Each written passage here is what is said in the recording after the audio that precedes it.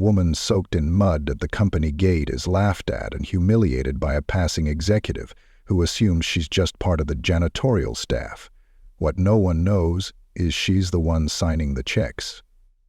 As whispers spread and lines are crossed, the silent woman in the background decides it's finally time to speak. But what happens when the truth rises in the most unexpected place, and power changes hands without a warning? Stick around for this powerful story of identity, arrogance, and reckoning. And before we dive in, drop a comment letting us know where you're watching from. And don't forget to subscribe, because tomorrow's story might just change how you see everything. Heather Monroe leaned back in the leather seat of her white Porsche, lips pursed as she checked her reflection in the rearview mirror. A soft pop of her glossed lips, a flick of her manicured finger to swipe a notification off her phone screen. She didn't have time for nonsense today.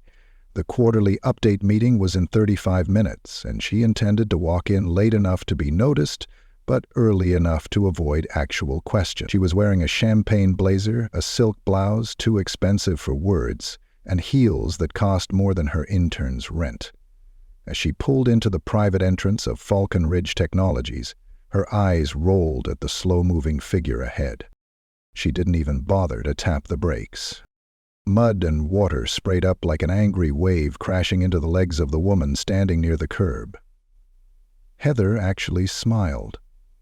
She didn't know her name, never cared to, but the woman was always around, mopping something or pushing one of those dull carts.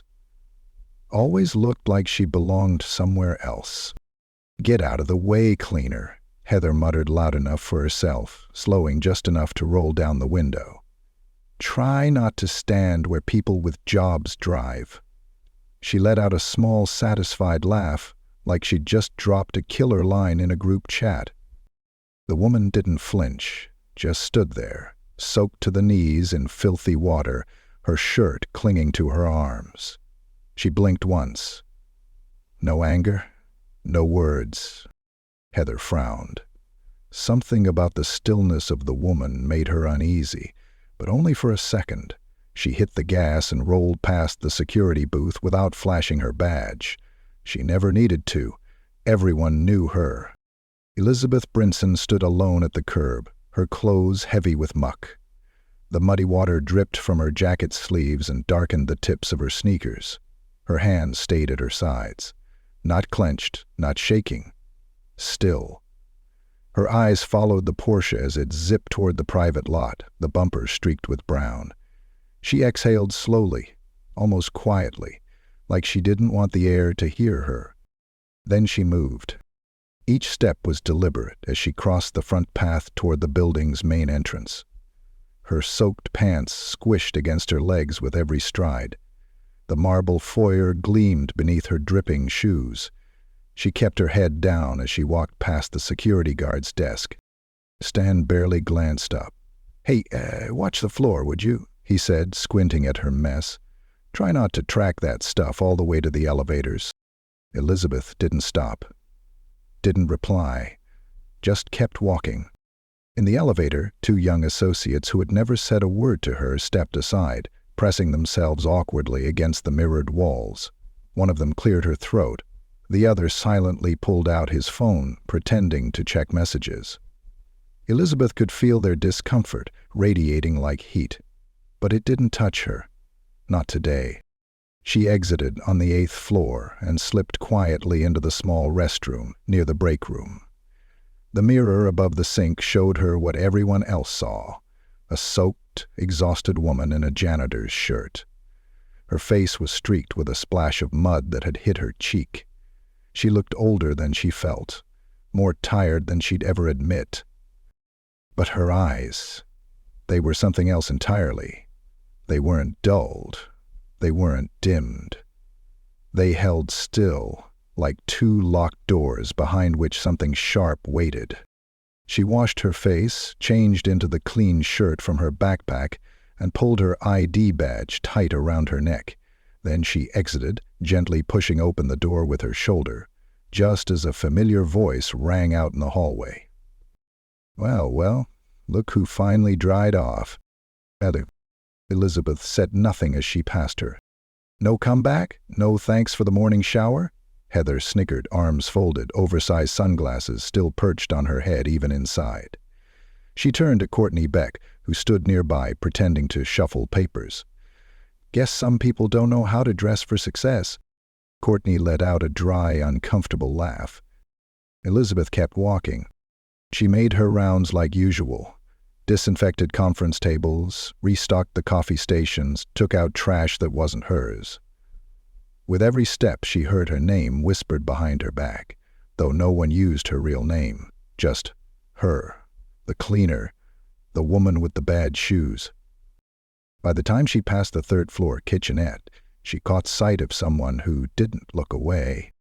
Miss Trudy Simmons sat by the vending machine, sipping from a chipped travel mug, her gray curls pinned back with a plastic clip. Her eyes lifted to meet Elizabeth's, and for the first time that morning, Elizabeth saw a human face that didn't look through her. "Rough morning, baby?" Trudy asked, not unkindly. "Just water," Elizabeth replied, straightening the hem of her fresh shirt. Trudy gave her a small nod, the kind of nod that comes with shared history, not pity. "Keep your chin up. Folks may not know it, but people see what they see." Elizabeth nodded, her lips pressed thin. "Yes, ma'am." She didn't stop again until she was back in the service hallway, standing beneath a buzzing ceiling light, alone. She pulled out her phone, not to scroll, not to text, but to open her calendar. A meeting blinked in red. Review proposal, 2 p.m., executive boardroom. She tapped it. Then she tapped Edit Attendees. She added one name. Elizabeth Brinson, Chief Executive Officer. The hallway light flickered. Somewhere nearby, someone laughed too loud over a joke that wasn't funny. She slid her phone into her back pocket and began walking toward the executive wing, not rushed, not quiet, just present. Not a whisper, not a shadow. This time she would be seen.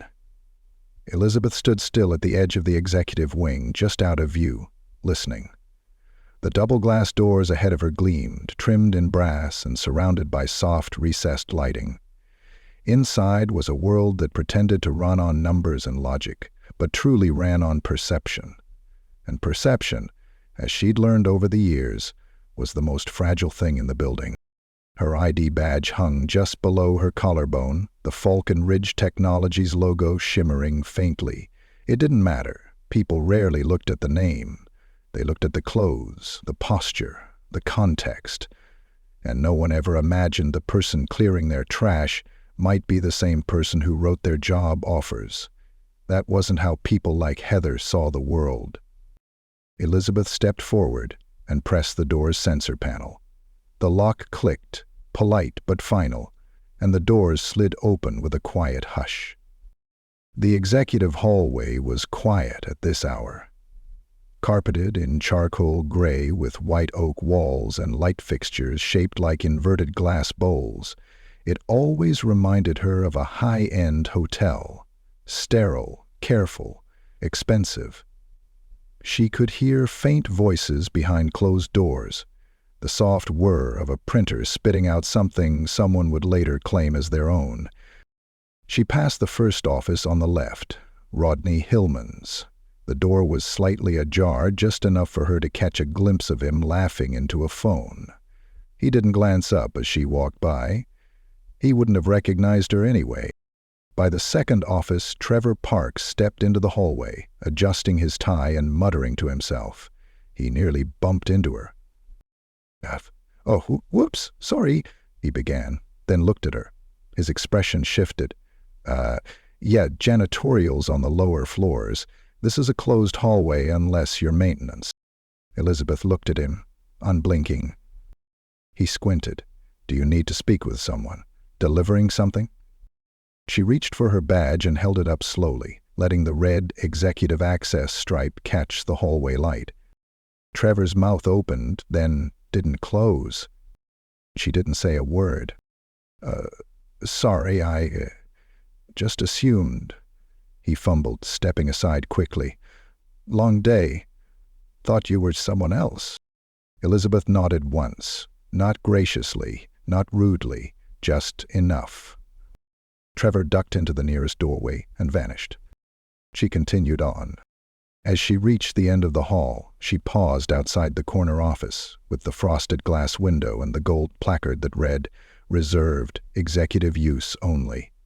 It was the same office she'd had designed 4 years ago. She'd chosen the wood, the desk, the bookshelves. She even picked the antique clock that now ticked steadily against the back wall. Marissa Jones sat just outside it, typing rapidly at her workstation, her long braids pulled into a neat bun, gold hoops glinting in the light. Marissa looked up. Their eyes met, and a slow, deliberate smile spread across Marissa's face. "You ready?" she asked, in a voice that was warm, low, and untouched by surprise. Elizabeth nodded. "Want me to prep the boardroom?" Marissa added, standing without waiting for an answer. "Not yet," Elizabeth replied. "Let's keep everything as it is. Let them come to me." Marissa's smile didn't fade. "Understood." Elizabeth turned and walked away without another word. She didn't need to look back to know Marissa had already started pulling files, tracking the time, and checking the list of attendees. The machine had been in motion for months. Today, the mask would crack. Downstairs, the regular world hummed on. Back on the 4th floor, Heather Monroe stood with a coffee in one hand and a co-worker's attention in the other. She was holding court like she always did, high heels planted, lips glossed, and ego sharpened to a point. "And then," she said, letting her voice carry, "this woman just stood there like I owed her something, completely soaked, dragging that smell in with her like it's normal. I mean, come on, this is a tech campus, not a truck stop." Laughter followed, some polite, some real, most nervous. "But even say thank you. I mean, if someone accidentally helped me rinse off whatever grime I picked up on the sidewalk, I'd say something, a smile at least." More laughter. Trevor reappeared, walking a little faster than before. "Hey," Heather said, catching him by the sleeve. "Tell them what happened this morning. You saw her, right? That woman with the mop hair and the janitor's shirt?" Trevor hesitated. I think she might have an executive badge." Heather blinked. "What?" "I mean, maybe it was a mistake, but she flashed it at me when I questioned her." He shifted his weight. "It had that red stripe, the kind only leadership gets." Heather's laugh came out sharp, too loud. "You think she's one of us?" "No. That's no. Someone probably just printed it wrong. Security should have caught that." Courtney Beck, who had been pretending not to listen, looked up over her monitor. "Or maybe she's in some kind of mentorship program.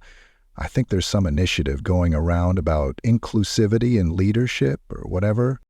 "Even worse," Heather scoffed. "What, are we just handing out badges now? What's next? Give Carl the janitor a desk?"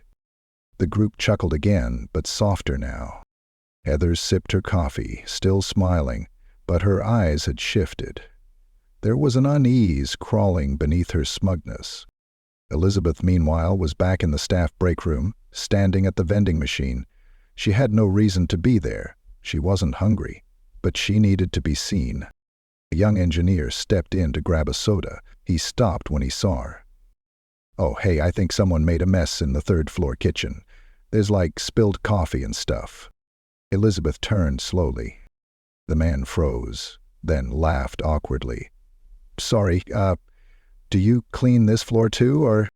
"No," Elizabeth said, her voice even. "I don't clean this floor." "Oh, okay, my bad." He backed out without his soda. Elizabeth looked at the row of buttons on the machine, then pressed one. A bag of trail mix dropped into the bin below. She left it there and walked away.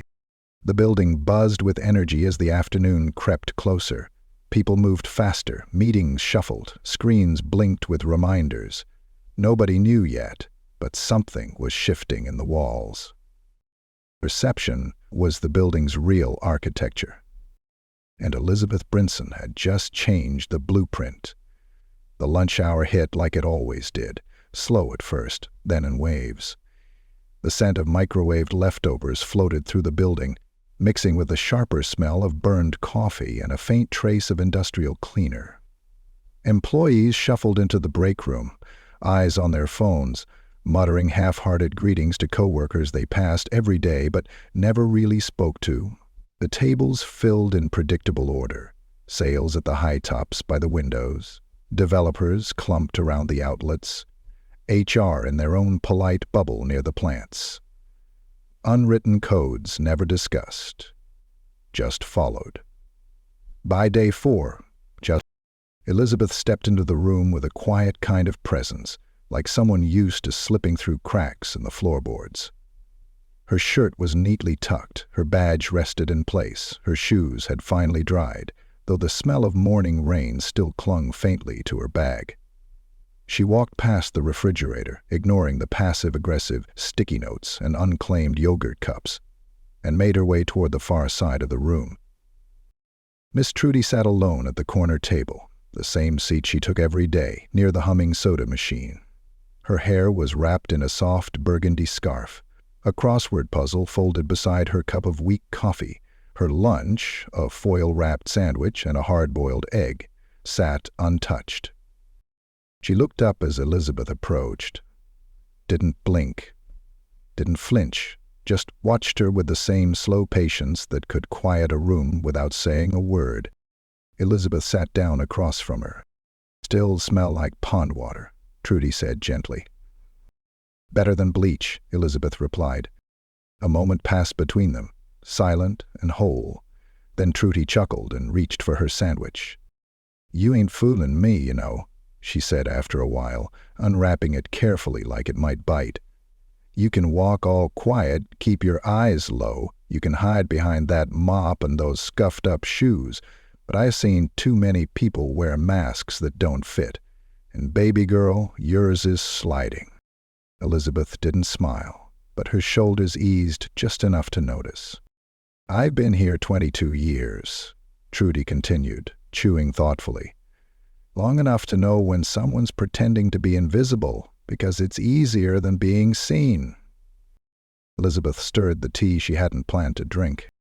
"They look right through you," she said, not asking, just stating a truth that hung in the space between them like dust in sunlight. "They sure do," Trudy nodded, "till they don't." One of the finance interns glanced their way, a tall white girl with shiny curls and headphones around her neck. She hesitated mid-stride, eyebrows twitching as if trying to figure out if Elizabeth was supposed to be there. Then she walked on without saying a word. Elizabeth didn't watch her leave. She was used to being noticed only when she wasn't welcome. "They say leadership starts in the mirror," Trudy said, wiping her hands on a napkin. "But around here, folks only look in mirrors they like."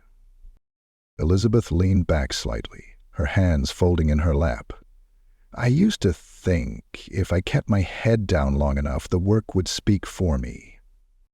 "Work never speaks loud enough for a woman like you," Trudy said. "Not in buildings like this." The soda machine sputtered behind them, groaning like a tired engine. Across the room, someone laughed at a meme and smacked the table. Another person watched them with narrowed eyes, probably trying to place Elizabeth's face and failing. "You scared?" Trudy asked. "No," Elizabeth said. "I'm tired." Trudy nodded again as if she'd expected that answer. She picked up her crossword and clicked her pen. "You ever hear about the time the VP of Operations tried to fire me?" Elizabeth raised an eyebrow. "Oh, yeah," Trudy said with a grin. "This was years ago, before your time. Man didn't like that I always took my full break. Said it set a bad example. I told him, I didn't build this company, but I sure helped feed the people who did.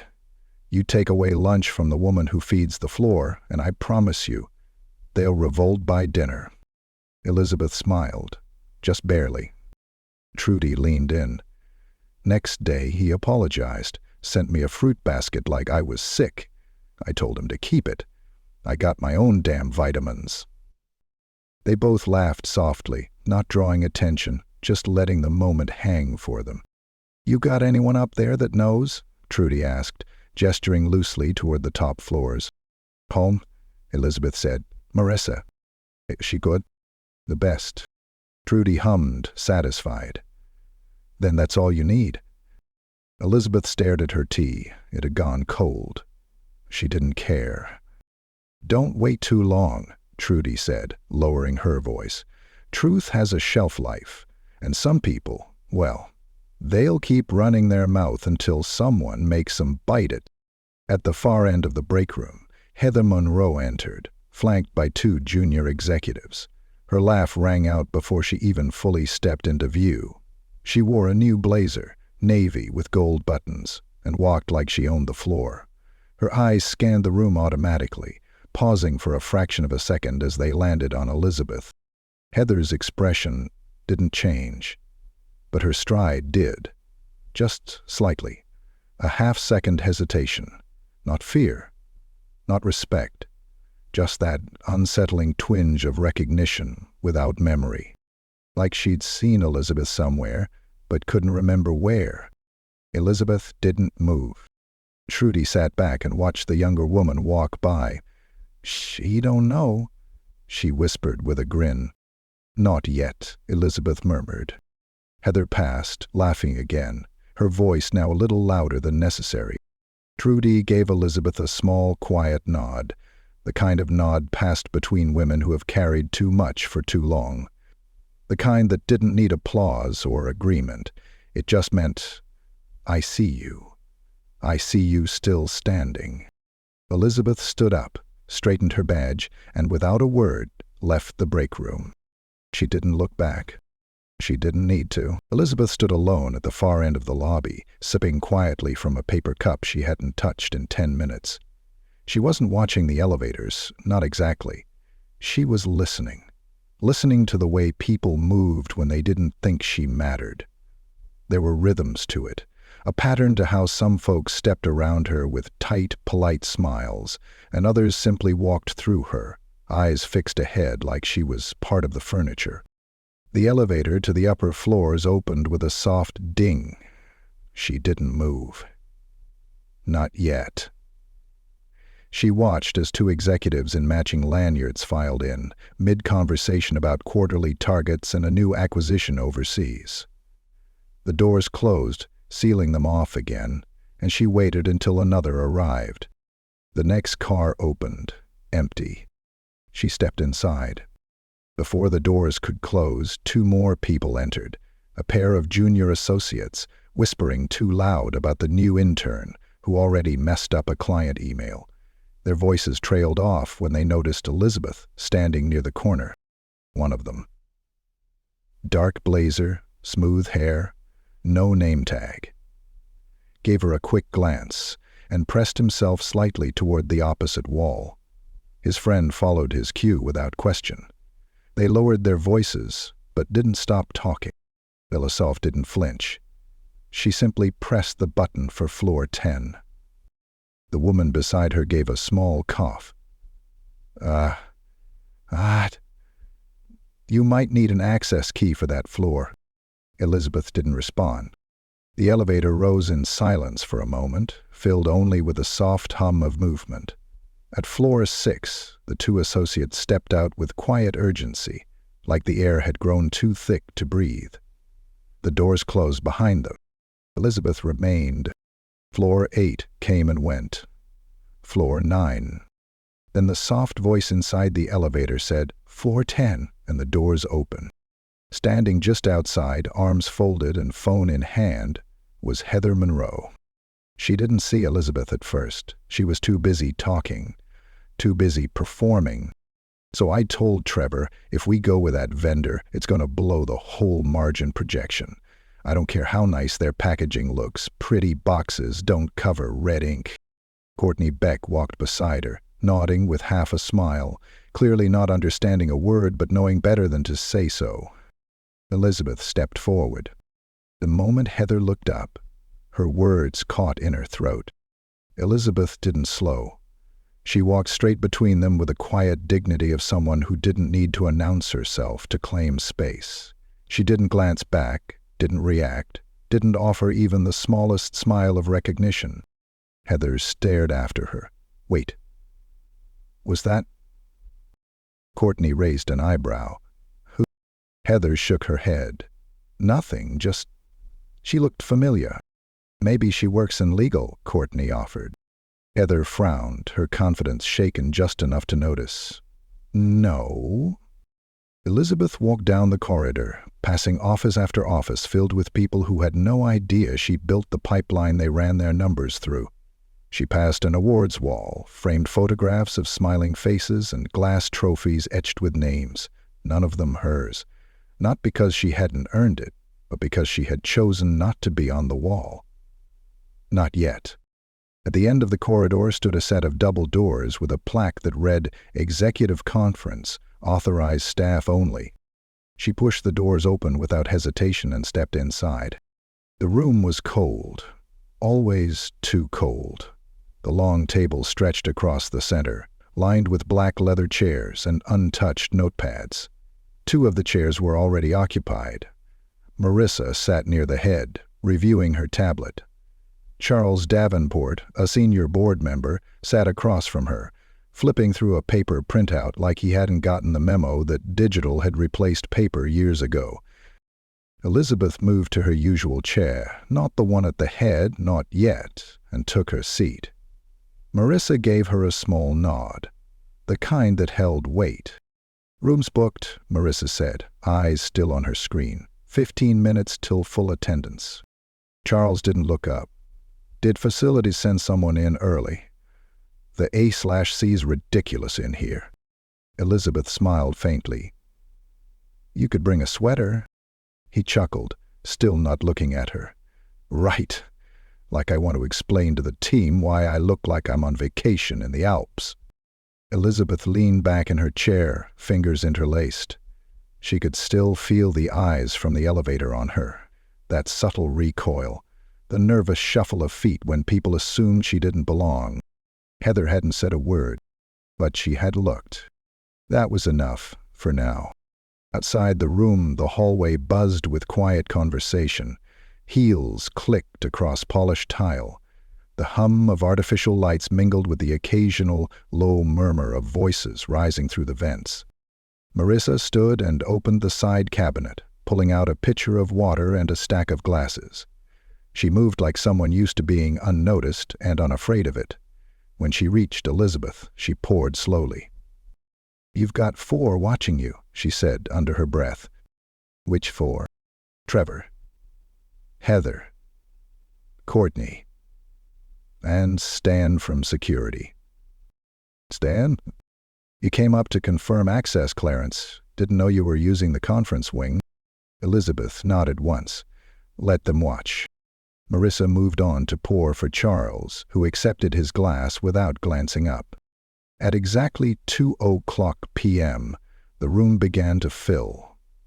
A half-dozen executives and senior leads filed in, most of them too wrapped in their notes to pay attention to the woman in the gray blouse seated third from the head. Trevor stepped in last. His eyes landed on Elizabeth. This time, he hesitated. Heather followed 2 minutes later, striding in with her usual flair and a digital tablet she never actually used. She stopped just short of her seat when she saw Elizabeth again, sitting at the table, not standing, not passing through. Their eyes locked. Heather blinked. Elizabeth didn't. "Good afternoon," Charles said finally, looking up from his packet and glancing around the room. "Where's Rodney? He was supposed to present today." "I'll be handling his update," Marissa said, stepping forward and tapping the projector controls. "And you are?" "He's with executive support," Heather said quickly, trying to reassert the ground. "Probably here to help with refreshments or take notes." Elizabeth's voice was clear, calm. "I won't be taking notes today." Heather turned toward her. "Then why are you in here?" Charles looked between them, confused. Marissa stepped in again. "She's here because she called this meeting." Heather blinked. Excuse me? Elizabeth reached into her folder, pulled out a document, and slid it across the table toward Charles. Before we start, I'd like to review a recent proposal sent to accounting, one that reallocates funding from the Community Impact Program. Charles glanced at the header, then back at her. Wait, who exactly? But he stopped mid-sentence. His eyes had finally settled on her badge, the red stripe. Executive level.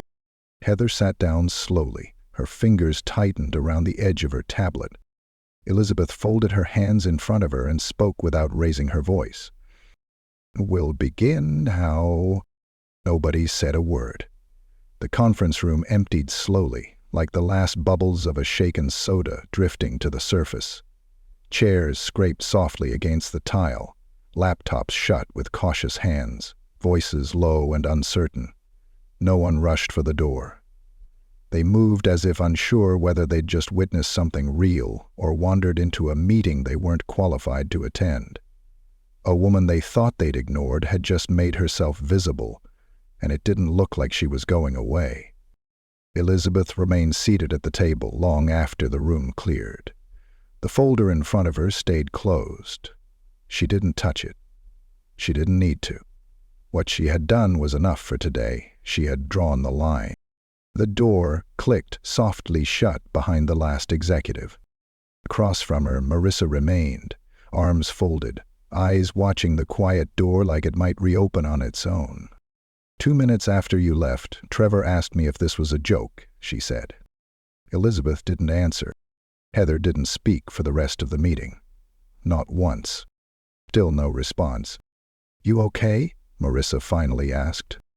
Elizabeth's voice came like velvet pressed firm against wood.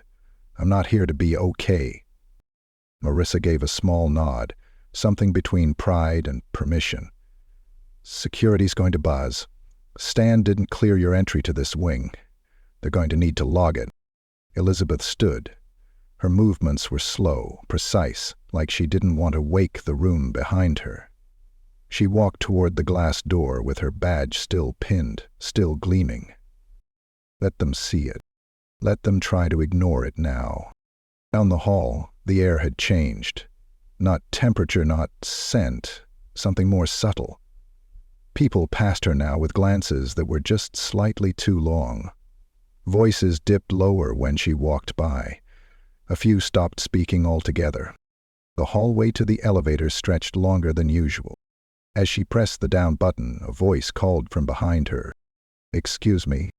She turned slowly. Stan Briggs, the security guard, trotted toward her with a clipboard, and the kind of nervous smile worn by men who weren't used to chasing things they didn't understand. Hey there, he said, catching his breath.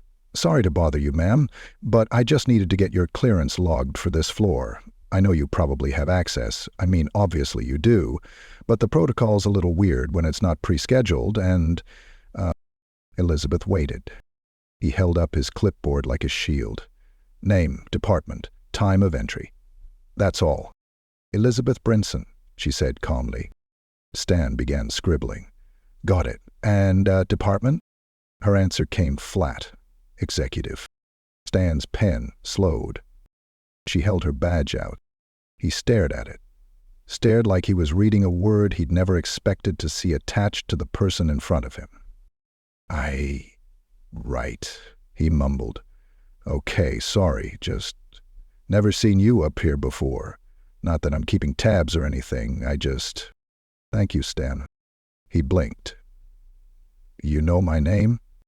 I know everyone's name. The elevator doors opened behind her. She stepped inside and didn't look back. Stan stood alone in the hallway, clipboard limp in his hands. On the ride down, she didn't press any buttons. She let the elevator move by its own rhythm, letting each floor tick by slowly. 9, 8, 7. Her reflection in the mirrored wall stared back, neither proud nor angry, just steady, like glass that doesn't shatter when expected to. At the second floor, the elevator stopped. The doors opened to reveal Heather, increased within. She froze. Elizabeth didn't move. Heather didn't either. Then, almost mechanically, Heather stepped in. She turned so that her back faced Elizabeth and stared at the door as it slid shut. For 3 floors, they rode in silence. At ground level, the doors opened. Heather moved to step out first. Elizabeth didn't budge. "Heather," she said. Heather stopped. Elizabeth's voice didn't rise, didn't threaten. "You know what you did this morning." Heather turned, one hand still on the door. Elizabeth took 1 step forward. "And you laughed." Heather's jaw tightened. "You were standing in the middle of the road. You didn't stop. You were—" Heather stopped herself. Her fingers curled around her purse strap. "You weren't supposed to be there." "I was exactly where I belonged," Elizabeth said. "The only difference is now, you know it." Heather's lips parted, but nothing came out. Elizabeth leaned forward slightly. "Don't mistake silence for weakness or uniform for irrelevance." Heather stepped back. Elizabeth walked past her into the lobby. Behind her, the elevator doors closed again with a soft, mechanical sigh. Back on the first floor, people turned as she passed, not out of respect yet, but out of curiosity, like the slow recognition of someone they thought they knew, but now couldn't place. Courtney stood by the front desk, speaking with another receptionist. She looked up and saw Elizabeth walking past. Her eyes lingered too long. Elizabeth didn't slow. She pushed open the side door that led to the back stairwell and climbed, 1 floor at a time until she reached the 7th. It was quieter there. A kind of forgotten floor where operations and logistics were tucked away like unpolished bones in the body of the company. She walked to the supply room. Inside, Carl Jenkins stood with a clipboard organizing cleaning supplies onto rolling carts. His gray shirt bore the same faded logo hers had once worn. He looked up as she entered and smiled wide. "Well, well," he said, "if it isn't the Queen in disguise." Elizabeth smirked. "Still got your key to the rooftop." Carl reached into his pocket and tossed it without missing a beat.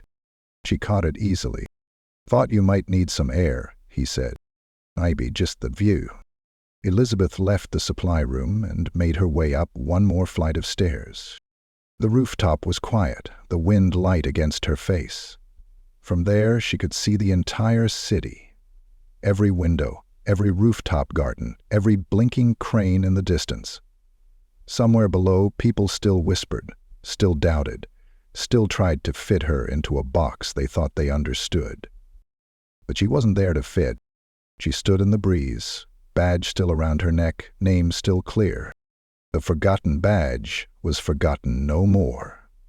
The next morning, Elizabeth entered the building through the front doors. No disguise, no wet clothes, just herself. She wore a navy suit, not flashy, but sharp enough to pull the eye. Her heels made a soft rhythm against the marble tiles, echoing through the lobby like a metronome for those still pretending not to notice her.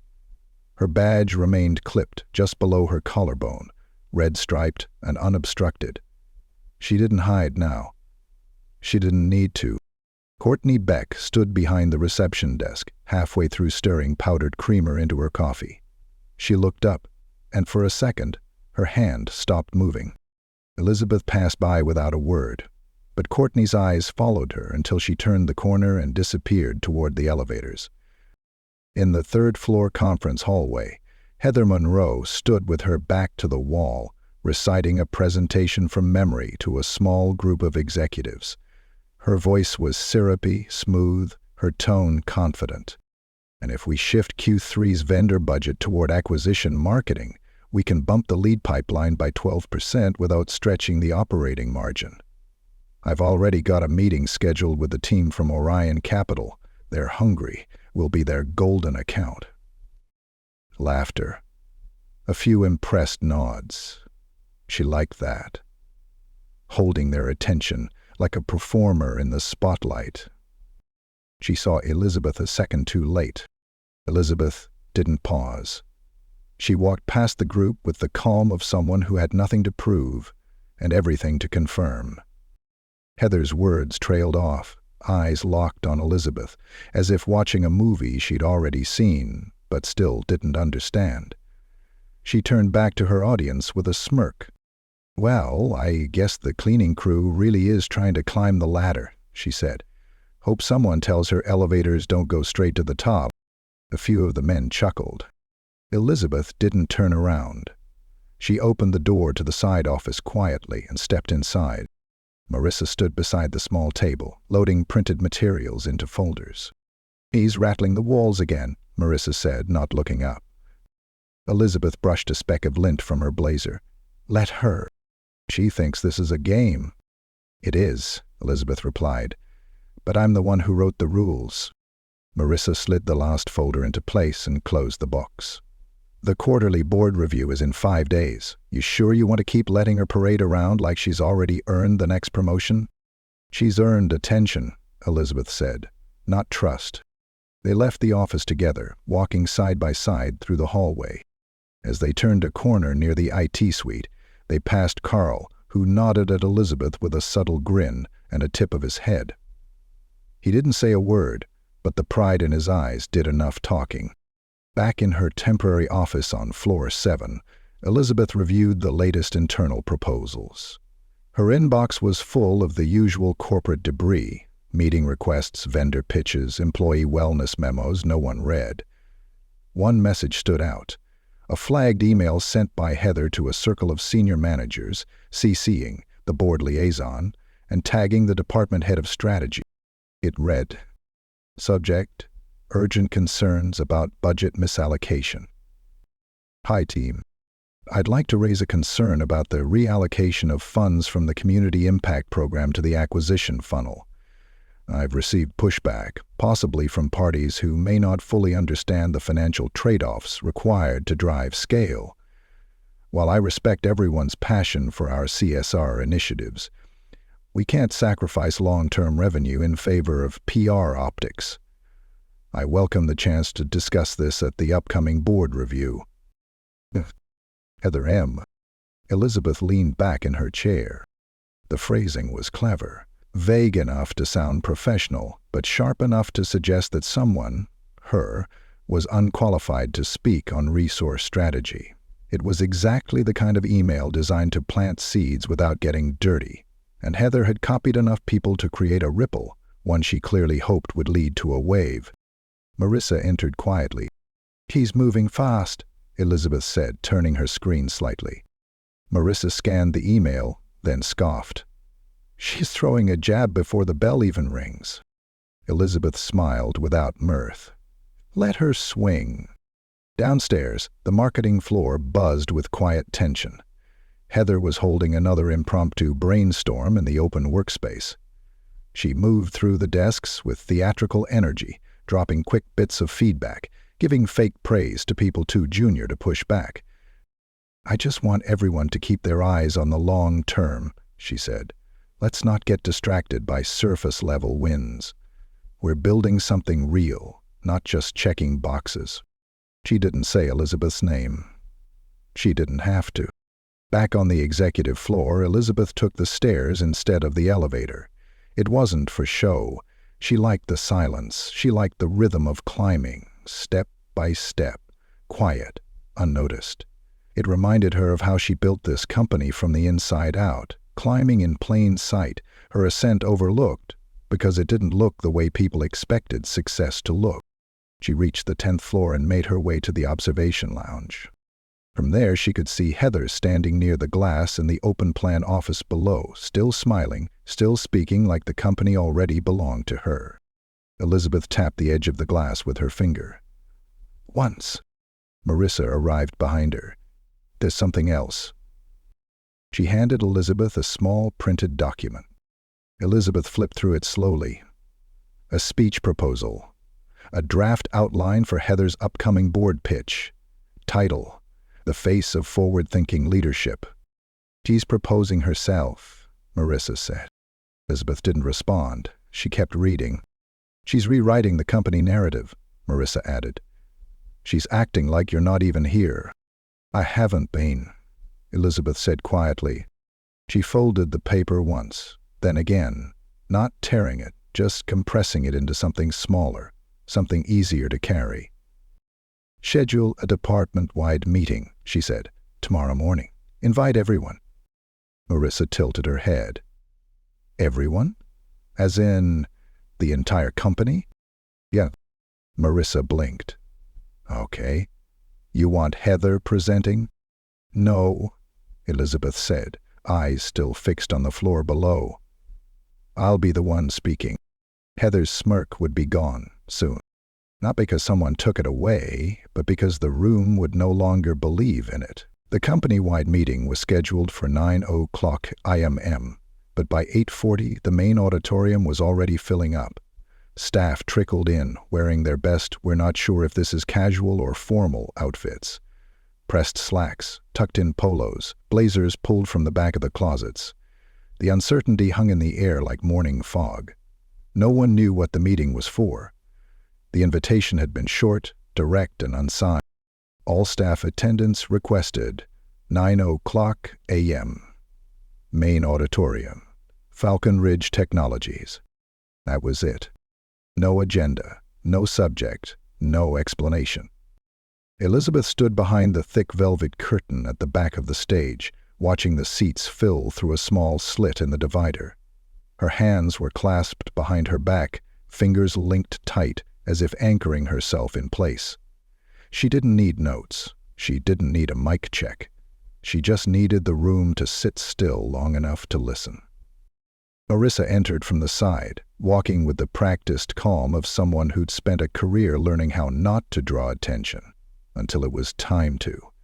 She carried a manila folder in one hand and something smaller in the other. You ready? She asked softly. Elizabeth didn't blink. Yes. Marissa stepped closer. I need to show you something before you go out there.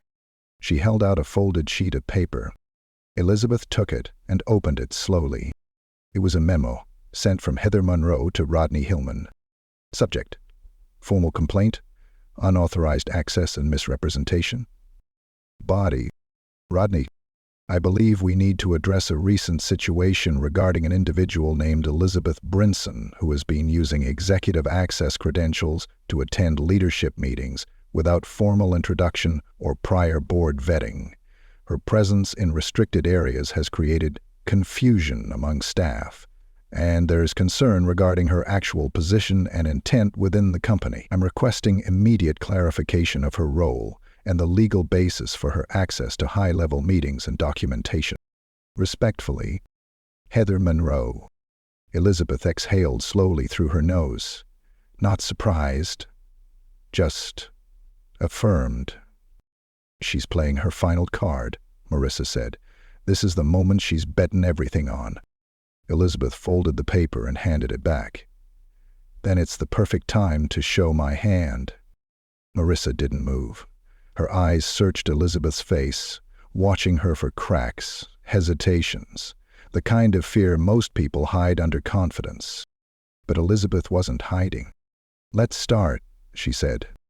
Marissa gave her a nod and disappeared behind a side panel. A minute later, the lights dimmed over the audience. A soft voice crackled through the speakers. Ladies and gentlemen, thank you for joining us. Please silence your phones. This session will begin in 1 minute. A hush swept through the auditorium. Somewhere in the third row, Heather leaned back in her chair and crossed her legs. Her face was unreadable. On her lap rested a sleek leather notebook filled with remarks, should the moment call for her to speak. She had already told Trevor and Courtney she expected to be called up. Maybe not formally, but at least to answer a few questions, to explain her plan for expanding their market strategy. She was the rising star. Everyone said so. The side curtain pulled back. Elizabeth stepped onto the stage. No one clapped, because no one knew. She walked to the center without hesitation. No podium, no slides, just her. The lights above her softened, illuminating her face. Her voice came steady, clear, and low. It won't be long, she said. Silence. I've worked in this company longer than most of you have known it by name. I've walked its hallways at every hour of the day, cleaned its spills, listened to its gossip, sat in its meetings, and for the past 4 years, I've been its CEO.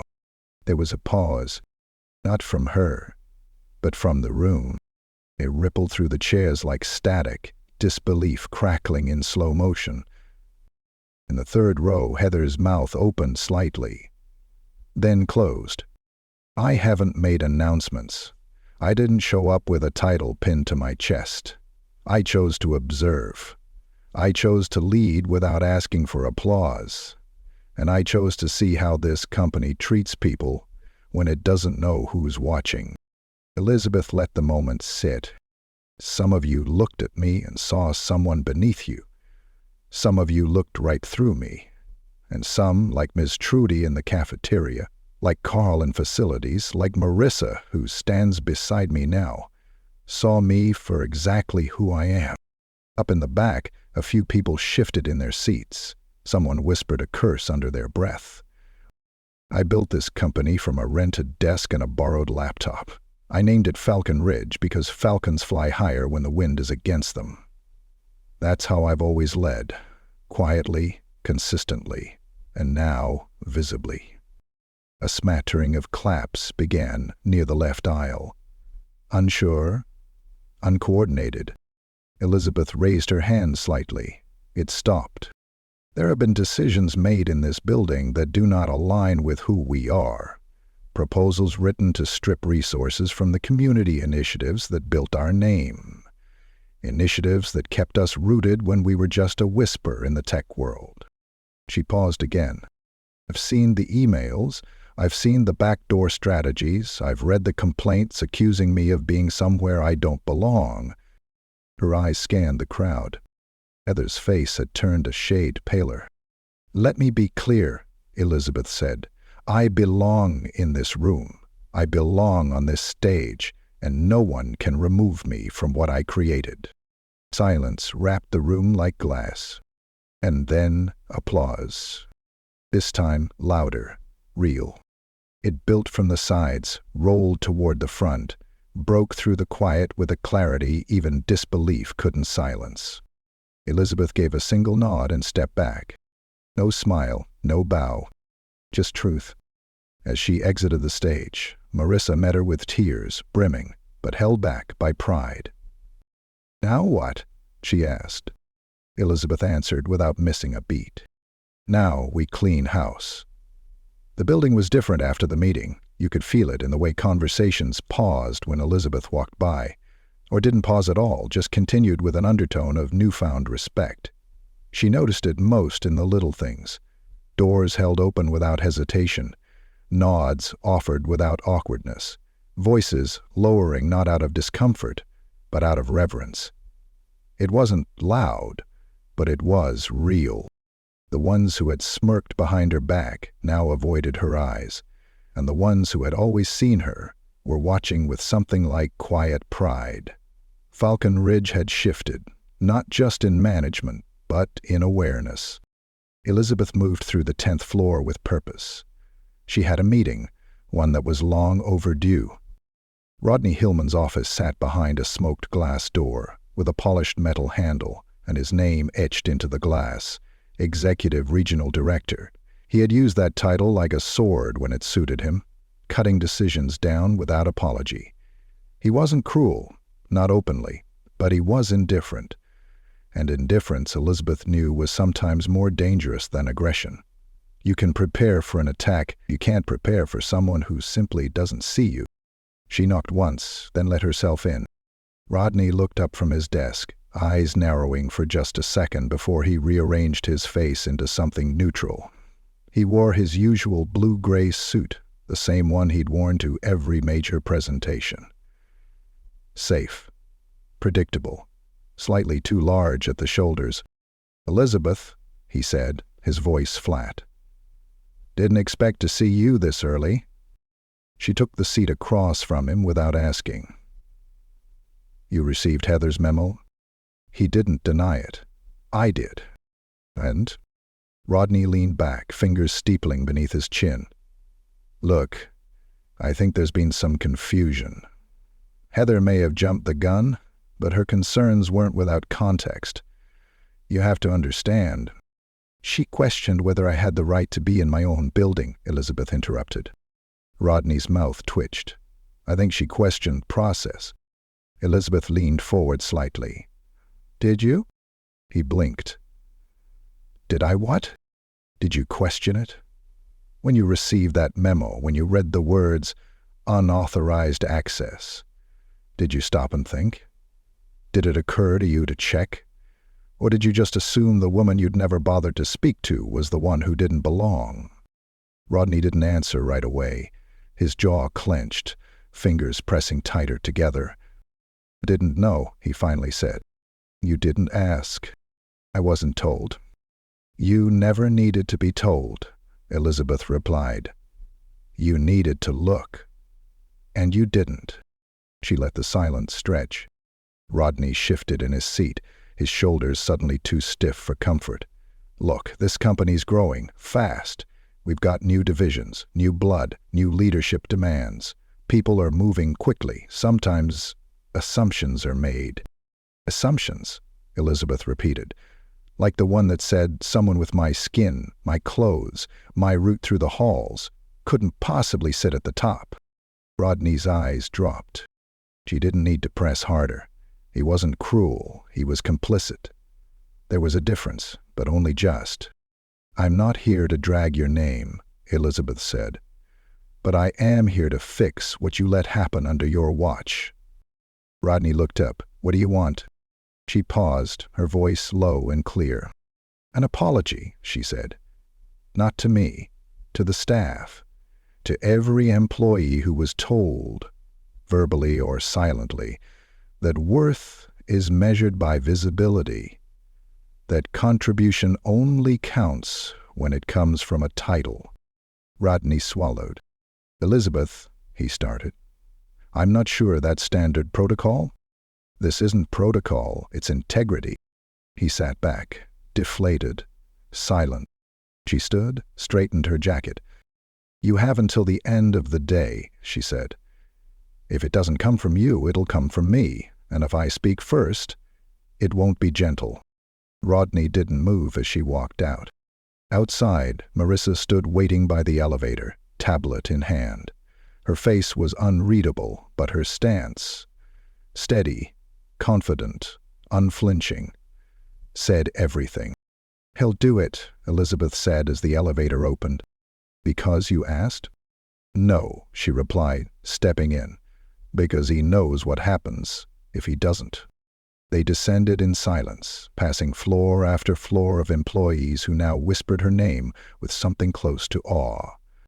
At the third floor, they stepped out and headed toward the creative team space. Heather was there. She always liked to be seen.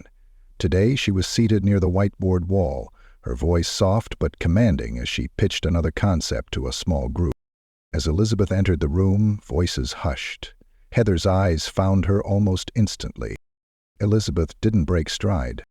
Let's take a walk, she said. Heather froze. I have a meeting. You don't. There was no force in her voice, no edge, just truth. Heather stood, her body moving out of habit more than choice, and followed Elizabeth through the glass hallway. They walked past the break room, past the HR suites, and into one of the private reflection rooms reserved for wellness breaks. Elizabeth closed the door behind them. Heather crossed her arms. If this is about the email. It is, Elizabeth said. I didn't know who you were, Heather continued quickly. You never made it clear. You moved through the building like a person? Heather hesitated. No, I mean, yes, but not like a CO. Elizabeth stepped forward. You mean I didn't look like power. I didn't sound like authority. I didn't dress like someone worth respecting unless a title made you. Heather's mouth opened. No words came out. Elizabeth looked at her evenly. You humiliated me in the parking lot. You disrespected me in front of staff. And then when you realized who I was, you tried to erase it with a paper trail. You tried to cover your fear with procedure. Heather's arms dropped to her sides. "I could fire you," Elizabeth said. Heather's breath caught. "Well, I won't." Her eyes lifted. "Not yet." Heather blinked. "Why not?" "Because I want you to learn something first. You've built your entire career on image, so let me offer you one. Imagine a woman, covered in mud, standing in the cold, being laughed at by someone who never once considered her human." Heather looked down. "You don't get to rewrite that," Elizabeth said. "But you can decide what you do now." Heather nodded once. Shaky. Small. "Go back to your desk," Elizabeth said. "There's work to do." Heather walked out slowly, quieter than she had entered. Marisa met Elizabeth just outside. "She looked like she'd seen a ghost," she said. "She saw herself," Elizabeth replied. And the reflection wasn't smiling. The cafeteria was buzzing louder than usual. People weren't talking about lunch. They were talking about her. Elizabeth Brinson, CEO. Elizabeth Brinson, Undercover. Elizabeth Brinson, who walked through the same doors, stood in the same lines, and wiped down the same tables without anyone realizing they were standing next to the reason their paychecks cleared. Word spread fast. Not because of a company memo or a grand announcement, but because truth always spreads faster when it's been hidden too long. At the far end of the cafeteria, Miss Trudy sat in her usual chair, beside the soda machine, a crossword puzzle unfolded in front of her, a sandwich wrapped in foil. It was the same as always, except today people glanced in her direction more than once. Some nodded as they passed. Others just looked and kept walking, trying to connect the pieces between her and the woman at the center of it all. Elizabeth entered the room without fanfare. Her blazer was draped over one arm. Her heels clicked softly against the tile. She carried no briefcase, no tablet, no notes, just herself. When she reached Trudy's table, she didn't speak right away. She pulled out the chair across from her and sat down. Trudy didn't look up. "You made a lot of people quiet," she said, filling in a blank space with a smooth stroke of her pen. "Good," Elizabeth replied. Trudy looked up slowly. "Not scared?" "No," Elizabeth said, "but I'm not done either." Trudy folded the corner of her puzzle and set it aside. Her eyes were sharp, not unkind, but sharpened by years of being underestimated, by watching and remembering things others missed.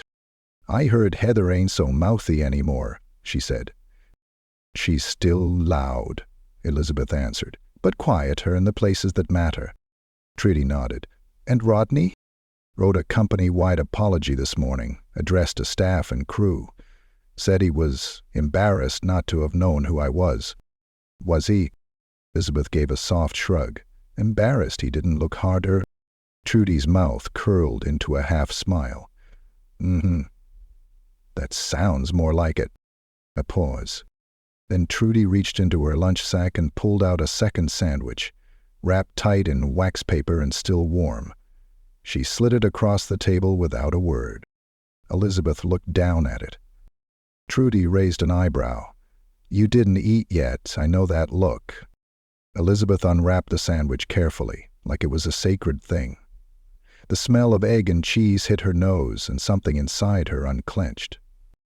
They ate in silence for a while. The noise of the cafeteria filled the space around them. Forks tapping against trays, chairs scraping across the floor, conversations blooming and fading like little waves. "I was never trying to catch anyone," Elizabeth said eventually. "I just wanted to see what they thought leadership looked like when they didn't know they were being watched." Trudy wiped her fingers. "And what they show you?" Elizabeth looked across the room. "That they only know how to respect what they recognize." Trudy tapped the table lightly. "Then make 'em recognize something new." Elizabeth smiled. "Not wide, not for show, but real." As they finished their lunch, a young woman approached the table hesitantly. Her name tag read Amber, Intern, Product Development. Her hands were shaking slightly, a notebook clutched tight to her chest. Miss Brinson?" she said. Elizabeth turned. "Yes?" "I just wanted to say thank you for how you handled everything, for showing us what strength really looks like." Elizabeth tilted her head. "What does it look like?" Amber paused. "Like not needing to prove it." Trudy chuckled low. "That girl's got some sense." Amber smiled nervously, then looked to Elizabeth again.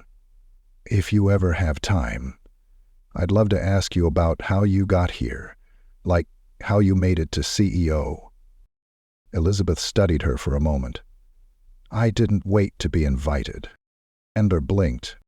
"I made my own seat," Elizabeth said, "and I didn't ask if I was sitting in the right place." Amber nodded, eyes wide. "Finish your internship strong," Elizabeth added. "Then come back next quarter with a better question." Amber grinned. "Yes, ma'am." She turned and walked away, nearly forgetting her tray in the process. Trudy leaned in. "You're scaring 'em now." "Good," Elizabeth said. "Maybe they'll stop assuming power has a face." Trudy chuckled again, picking up her crossword. "Do you ever think about changing your office?" she asked casually. "Moving to one of them top-floor glass castles?" "I like the floors that creak when you walk," Elizabeth said. "They remind you you're not floating." Trudy gave a satisfied nod. "That's the truth." The rest of the lunch hour passed slowly. Elizabeth watched the room like she always had, from the side, without needing to interrupt. She saw who cleaned up after themselves, who greeted the janitorial staff, who held doors open. She watched, not to catch anyone in a lie, but to witness honesty where it lived. Back upstairs, the HR team was finalizing updates to the leadership handbook. Marissa had made sure every department received copies of the new Workplace Values memo, this time co-signed by Elizabeth and the full board. It included a new clause on leadership visibility, recognition of non-traditional paths to promotion, and a revised code of conduct emphasizing assumed equality until otherwise proven. Heather sat at her desk, quiet, working. The usual crowd didn't gather around her anymore.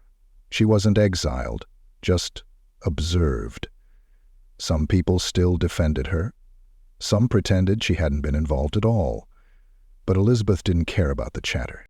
She cared about the next moment, the next intern, the next Trudy, the next person who might rise without the world seeing them coming. In her seventh-floor office, small but sunlit, Elizabeth opened her laptop and began drafting the next set of initiatives. Not for profit margins, not for press, and for truth. And for every person who thought they needed permission to belong. The quarterly board meeting started exactly at 10:00 a.m. The clock above the long glass table clicked to the hour, and every leather chair was filled. Mahogany trim lined the windows, and fresh-cut lilies in a thin vase did their best to mask the nerves in the room. It was quiet, but the air carried weight, an expectation, thick and unspoken. Elizabeth walked in last. No folder, no assistant trailing behind her, just herself and that same steady gaze that had, in the last week, turned an entire company on its head. Some board members had known her name for years. They'd signed off on her promotions, seen her in quarterly briefs, praised her for smart decisions without ever asking where she came from. Others hadn't known her face until the week before. To them, she had simply been a powerful ghost.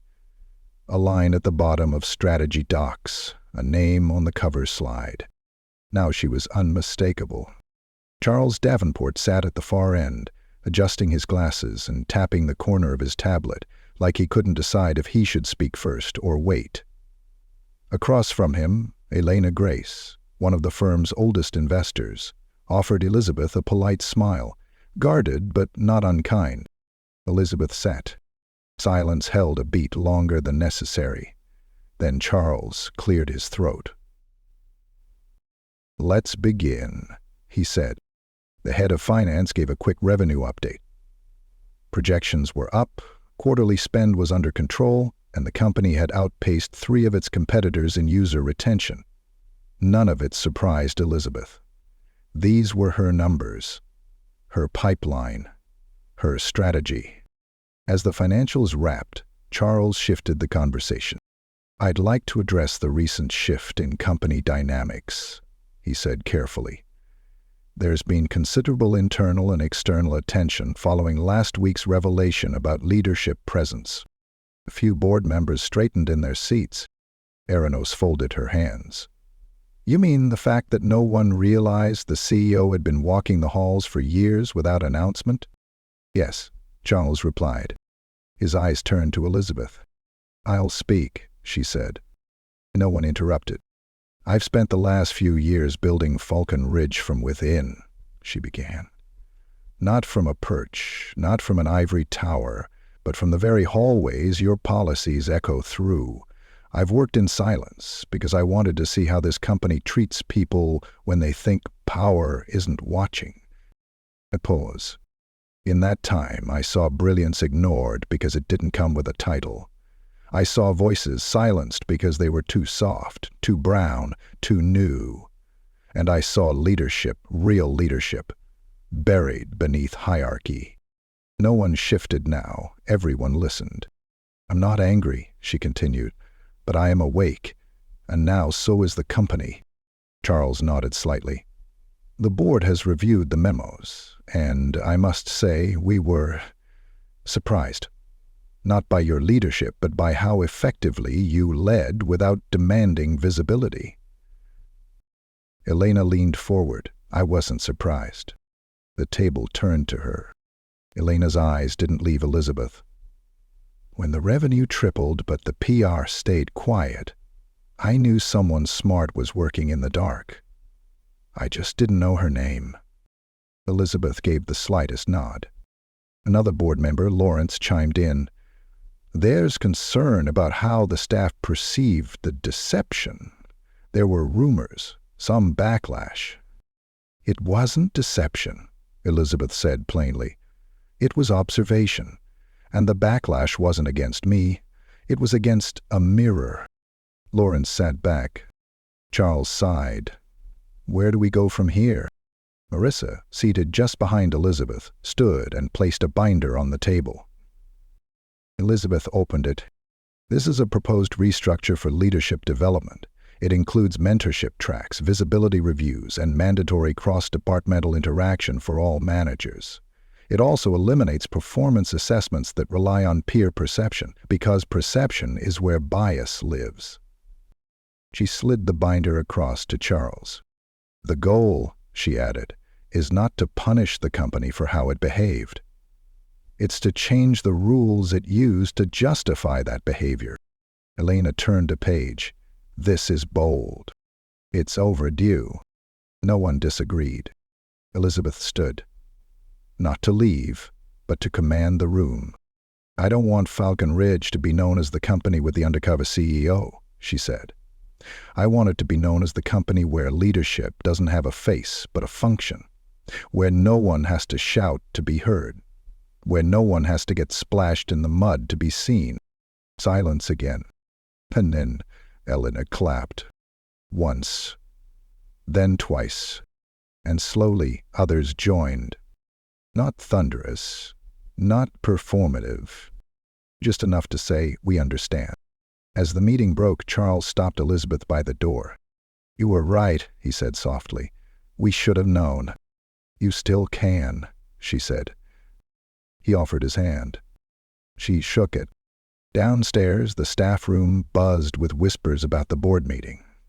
No official word had gone out yet, but people talked like they always did. Heather sat alone in a back booth, her tablet untouched beside her coffee. Courtney passed by and didn't sit.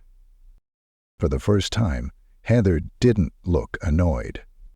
She looked empty. Marissa passed through the room a few minutes later, handing out revised schedules and confirming department briefings. When she saw Heather, she paused. "She didn't fire you," Marissa said simply. Heather looked up. "No, she gave you the chance to grow." Heather nodded slowly. I don't know if I can. Marissa shrugged. You won't know until you try. She turned and walked away. Heather stared down at her reflection in the screen of her tablet. It didn't look the same anymore, and for once she didn't try to fix it. The rooftop garden wasn't in any blueprint. It hadn't been listed on the company's website or mentioned in board meetings. Elizabeth had started it years ago, long before anyone knew who she really was. Back when she was still the quiet one on floor 2. Back when nobody paid attention to a woman carrying a mop bucket who happened to disappear upstairs every lunch break. Now it was alive. Raised beds full of kale, rosemary, bell peppers, and lavender stood in neat rows. Solar lights dotted the corners. A weathered bench sat under a small maple tree whose leaves curled red at the tips. Someone, probably Carl, had installed a wind chime near the south railing. It was quiet, but when the wind caught it, it sang like memory.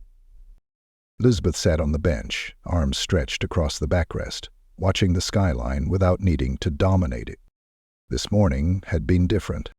Rodney had stopped her in the hallway, not with a nervous apology or a forced grin, but with something genuine.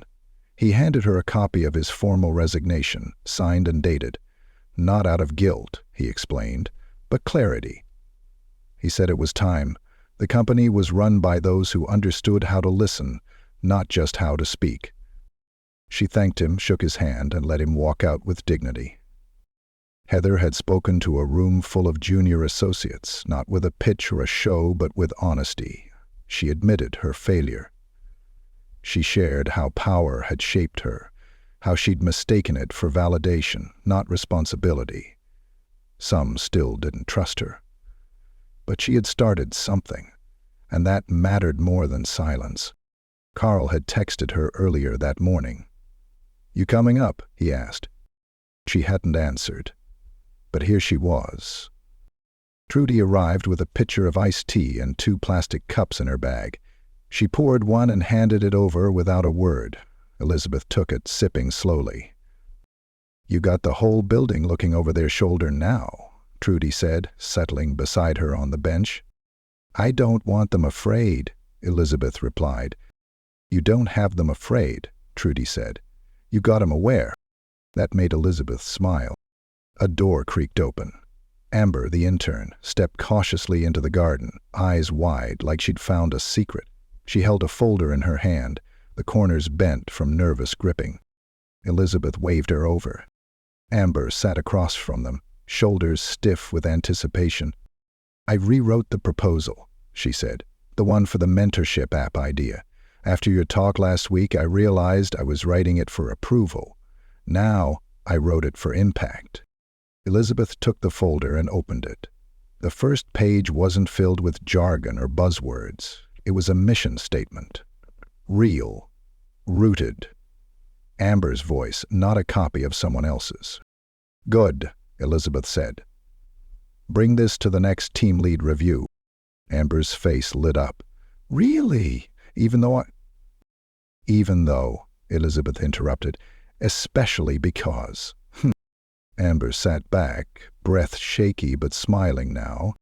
"I heard people talking," she said softly.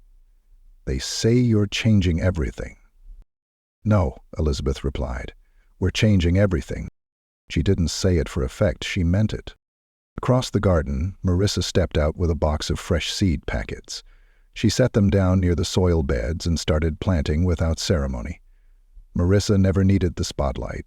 She just did the work. The wind picked up. The chimes rang again. Elizabeth stood and walked to the edge of the rooftop, looking down at the world below.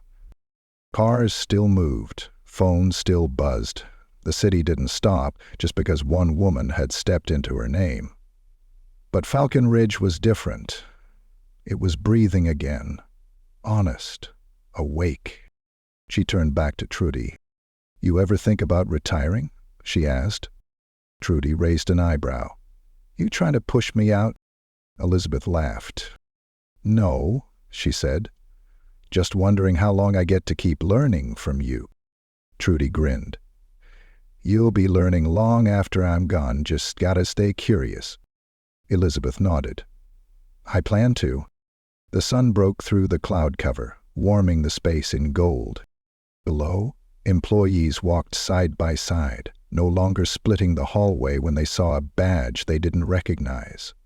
The cleaning staff received nods instead of glances. People learned names, listened more. Assumptions cracked like old tile.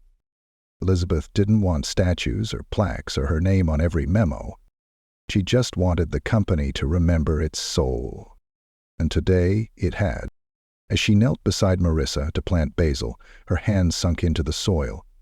It was soft, rich, not unlike the company itself, ready for something new to grow.